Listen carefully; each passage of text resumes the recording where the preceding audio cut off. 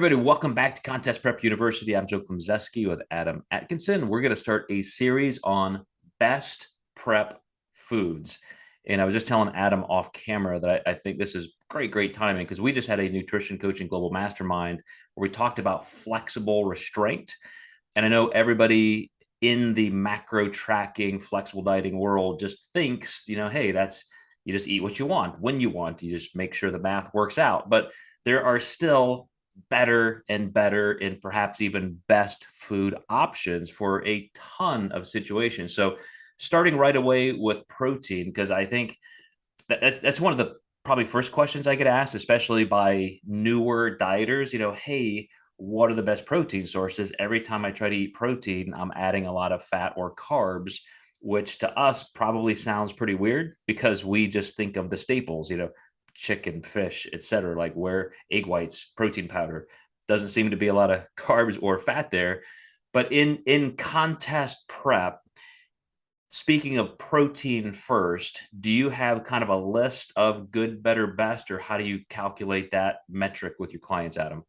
Yeah. So for me, it kind of depends on what the client, does like to eat. But for me, I do try to stick to those more whole food, less processed options. And one, your processed foods, a lot of people make the mistake of not weighing them and assuming 4 slices of turkey, weighs this much. And when I kind of came up with the idea of the podcast, I thought, man, let's talk about a lot of these inaccuracies that can happen with certain foods like that. Also, the more processed the food is, the less thermic effect you're going to have. So that was kind of the second caveat to this. And actually, funny enough, we're starting on protein. Deli meat is what gave me this idea. Because my client had sent it to me and she said, I'm eating way more than I thought because I was doing 4 slices. And she said, how bad's that going to mess up my prep? And I said, well, it's not going to mess it up a ton, probably very little. You may not even notice it, but you will have a higher thermic effect doing chicken.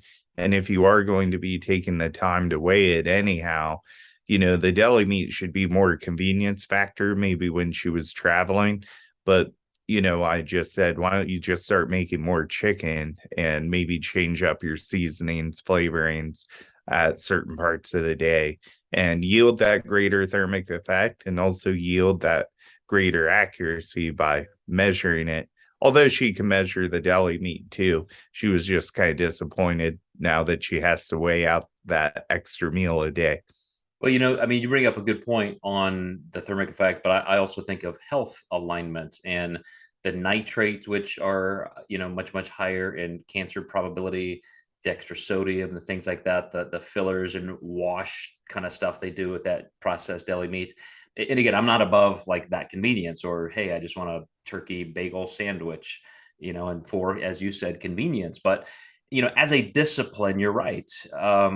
Just bulk prepping that chicken and then having different condiments. I still to this day, every Sunday, I make pounds of ground turkey to stick in my refrigerator at work, along with cups and cups of brown rice. And I haven't competed in 16 or 17 years, but just for health reasons and still having the ability to be flexible with how I prepare those things, I'm killing all of those birds with one stone. Higher health quality, still really good convenience, and I get that novelty. Yeah.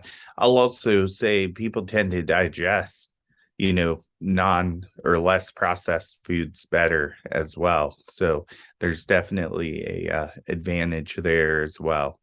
Even something like eggs, egg whites, omelets. I know standing in a kitchen and preparing something for 5 or 10 minutes, I'm the laziest guy in the world when it comes to food prep because it's just not something I need to. I don't value that novelty or that quality quite as much.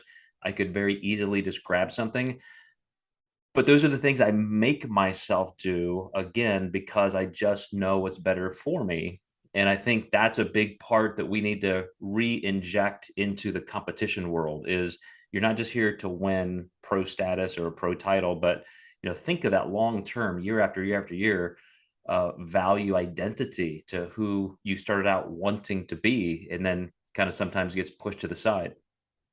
Yeah, you're going to eat anyhow, so you may as well cook it, right? And if you're not, you're probably standing in the pantry for 10 minutes trying to figure out what you're going to eat.